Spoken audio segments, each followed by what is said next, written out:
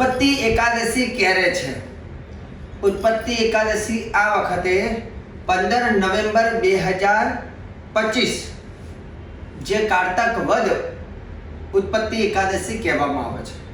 આ એકાદશીનું મહાત્મ્ય એવું કહેવાય છે કે યુધિષ્ઠિર રાજા કૃષ્ણ ભગવાનને એટલે કે ઠાકોરજીને પૂછે છે કે હે માધવ, હે કેશવ, કારતક માસમાં આવનારી એકાદશીનું મહાત્મ્ય શું છે? ત્યારે ભગવાન કહે છે કે હે રાજન, સાંભળ, હું તને ઉત્પત્તિ એકાદશીની વાત કહું છું. એવું કહેવાય છે કે એક તાલજંગ નામનો એક અસુર હતો અને એનો પુત્ર જેનું નામ હતું મૂર, એ રાક્ષસ બહુ શક્તિશાળી હતો. બ્રહ્માજીએ એને વરદાન આપ્યું હતું અને વરદાનના પ્રભાવથી એ રાક્ષસે સ્વર્ગ ઉપર વિજય પ્રાપ્ત કરી અને દેવતાઓને સ્વર્ગમાંથી ભગાડ્યા છે. દેવતાઓ ત્યાંથી જીવ બચાવીને ભાગ્યા છે અને શિવજી પાસે ગયા કે હે ભોળિયાનાથ, અમને બચાવો, આ મૂળ નામનો રાક્ષસ બહુ શક્તિશાળી છે, પરાક્રમી છે.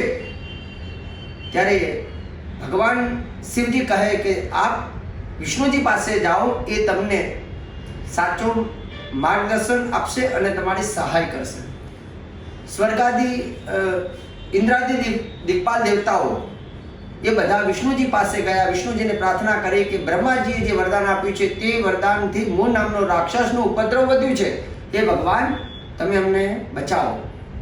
એવું કહેવાય છે કે રાક્ષસ એટલો બધો શક્તિશાળી હતો કે જેનાથી ભગવાન વિષ્ણુએ નક્કી કર્યું કે હવે આ રાક્ષસનો હું પરાસ્ત કરીશ, એનો વધ કરીશ. એવું કહેવાય છે કે જ્યારે આ સમાચાર એ મૂળ નામના રાક્ષસને મળ્યા એટલે રાક્ષસ બહુ ઉત્સાહી હતો અને એને નક્કી કર્યું કે મારે વિષ્ણુ સાથે મારે યુદ્ધ કરવું છે. અને એ ભગવાનને શોધતા ભગવાન એક ગુફાની અંદર જ્યારે આરામ કરતા હતા ત્યારે તે ગુફામાં આવે છે અને ભગવાન સાથે ઘણા સમય સુધી જબરજસ્ત યુદ્ધ કર્યું છે. રાક્ષસ એટલો શક્તિશાળી હતો કે ભગવાનને પણ એને પરાસ્ત કરવામાં થાકી ગયા. પણ અહીંયા ઘણા બધા સમય વીત્યો અને યુદ્ધ બહુ ચાલ્યું. ત્યાર પછી એવું કહેવાય છે કે ભગવાનના શરીરમાંથી એક દિવ્ય યોગ માયાની ઉત્પત્તિ થઈ અને એ યોગ માયા એટલી બધી શક્તિશાળી હતી કે એ યોગ માયાની શક્તિથી એ યોગ માયાએ એ મૂળ નામના રાક્ષસનું વધ કરી નાખ્યું. અને આ જોઈને ભગવાન બહુ પ્રસન્ન થયા અને એ યોગ માયાને વરદાન આપે છે. ત્યારે એ યોગ માયા ભગવાન પાસેથી 3 વરદાન પણ પ્રાપ્ત કરે છે. ભગવાન એ યોગ માયાને 3 વરદાન આપે છે. એ વરદાન જે છે એ યોગ માયાએ કહ્યું કે હે પ્રભુ, મારી ઉત્પત્તિ તમારા શરીરમાંથી થઈ છે, જેથી માને હું સદૈવ તમારી પ્રિય બનું. ભગવાનના શરીરમાંથી આ ઉત્પત્તિ થવાથી આ એકાદશીનું નામ ઉત્પત્તિ એકાદશી હતી.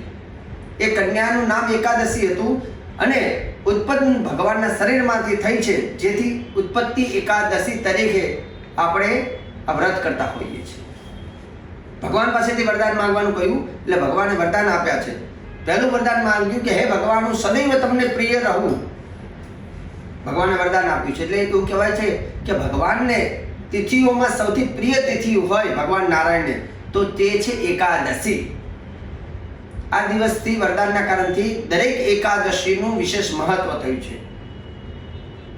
પણ એકાદશીની ઉત્પત્તિ એવું કહેવાય છે કે આ દિવસથી થઈ છે. બીજું વરદાન ભગવાન પાસેથી માંગ્યું, હે ભગવાન, મારું વ્રત જે કોઈ વ્યક્તિ કરે છે અને મારા વ્રતમાં તમારી પૂજા કરે છે તો ભગવાન એ વ્યક્તિ એ મનુષ્યના જીવનમાં એનું પાપ રહિત જીવન બને, એનું આયુષ્ય દીર્ઘ બને, બળની પ્રાપ્તિ થાય, સાથે સાથે તે મનુષ્ય, ત્રીજું વરદાન માંગ્યું, સમસ્ત સિદ્ધિઓની પ્રાપ્તિ થાય. તો આ 3 વરદાન માંગ્યા. પહેલા વરદાનની અંદર ભગવાનની પ્રિય બને તેવું માંગ્યું. બીજા વરદાનમાં એક સાથે પાપમાંથી મુક્તિ, આયુષ્ય અને બળની પ્રાપ્તિ થાય. ત્રીજું વરદાન એક સાથે એવું માંગ્યું કે સમસ્ત સિદ્ધિઓ એ વ્યક્તિને પ્રાપ્ત થાય. તો એવું કહેવાય છે કે ઉત્પત્તિ એકાદશીનું વ્રત કરવાથી મનુષ્યને આ બધી સિદ્ધિઓ મળે છે, સાથે સાથે અશ્વમેઘ યજ્ઞનું ફળ મળે છે. જે વ્યક્તિ ઉત્પત્તિ એકાદશીના દિવસે એવું કહેવાય છે કોઈને દાન આપે છે, વસ્ત્ર દાન કરે છે, તો એને લાખ ગણું પુણ્ય પ્રાપ્ત થાય છે. જે વ્યક્તિ ઉત્પત્તિ એકાદશીના દિવસે નારાયણ સાથે લક્ષ્મીજીની પૂજા કરે છે, તો તે વ્યક્તિના જીવનમાં અપાર ધનની પ્રાપ્તિ થાય છે. મંત્રની વાત કરીએ તો કયો મંત્રથી નારાયણની પૂજા કરવી? ઓમ નમો ભગવતે વાસુદેવાય. આ મંત્રથી ભગવાન નારાયણ કહેતા વિષ્ણુ ભગવાનની પૂજા કરવી. ચંદનવાળું જલ શંખમાં ભરીને ભગવાનની ઉપર અભિષેક કરવાથી એવું કહેવાય છે કે તે વ્યક્તિના ઘરમાં ક્લેશ કંકાશ નષ્ટ થાય છે. જે વ્યક્તિ ભગવાનની ઉપર શંખની અંદર ચંદનવાળું જલ ભરીને ભગવાનને અભિષેક કરે છે અને ત્યાર પછી તે જલને ઘરમાં છંટકાર કરે છે, તો તે ઘરમાં ક્લેશ કંકાશ નષ્ટ થઈ જાય છે. સાથે સાથે તુલસીના પાન 108 તુલસીના પાન ભગવાનને અર્પણ કરે છે, તો તે વ્યક્તિના વ્યવસાયમાં સારી એવી પ્રગતિ જોવા મળે છે. સાથે સાથે ભગવાનના 12 નામ એનું બહુ વિશેષ મહત્વ છે. જે 12 નામની 12 માળા તમારે કરવાની છે. ઉત્પત્તિ એકાદશીના દિવસે ભગવાનના આ જે 12 નામ જે છે એની 12 માળા, એક નામની એક માળા એટલે 12 નામની 12 માળા ચોક્કસ તમે કરજો. એના નામ હું તમને જણાવું છું. ભગવાનના જે 12 નામ જે છે, જેમાં પ્રથમ નામ છે વૈકુંઠાય નમઃ. ભગવાનનું નામ છે વૈકુંઠ એટલે એ ઓમ બોલવાનું ઓમ વૈકુંઠાય નમઃ. બીજું નામ છે જનાર્દન, તો હું બોલવાનું ઓમ જનાર્દનાય નમઃ. ત્રીજું નામ છે ઓમ ઉપેન્દ્રાય નમઃ. ઉપેન્દ્ર નામ છે પણ આપણે બોલવાનું ઓમ ઉપેન્દ્રાય નમઃ.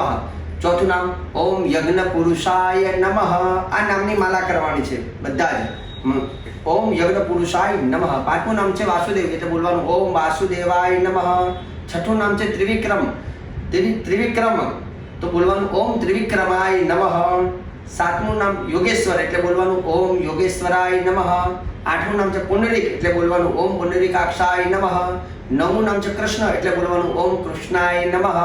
દસમું નામ છે અનંત એટલે બોલવાનું ઓમ અનંતાય નમઃ. 11મું નામ છે અચ્યુત એટલે બોલવાનું ઓમ અચ્યુતાય નમઃ. અને 12મું નામ છે ચક્રધરાય નમઃ એટલે આપણે બોલવાનું ઓમ ચક્રધરાય નમઃ. તો આ રીતે 12 નામની 12 માળા કરજો, જેનાથી ભગવાન નારાયણની પૂર્ણ કૃપા તમને પ્રાપ્ત થશે. સાથે સાથે દર્શક મિત્રો, તમે જો મારા યુટ્યુબ ચેનલમાં પહેલી વાર કદાચ આવ્યા હોય તો આ વિડીયોને તમે લાઈક કરો, શેર કરો, સબસ્ક્રાઈબ કરજો, બેલનું બટન ચોક્કસ દબાવજો. સાથે સાથે અમારી જે યુટ્યુબ ચેનલ જે છે જય ભગવાન પ્રફુલ્લ પંડ્યા, એની ઉપર જ્યારે ધર્મને લઈને અથવા કંઈ પણ વાર તહેવાર અથવા પ્રસંગો આવતા હોય છે ત્યારે સૌ પ્રથમ પહેલાં સચોટ શ્રેષ્ઠ જાણકારી અમે આપતા હોઈએ છીએ.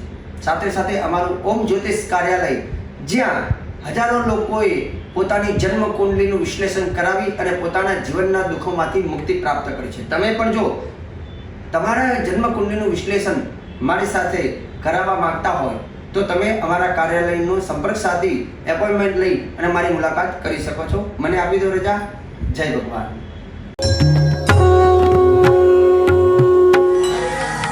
જય ભગવાન.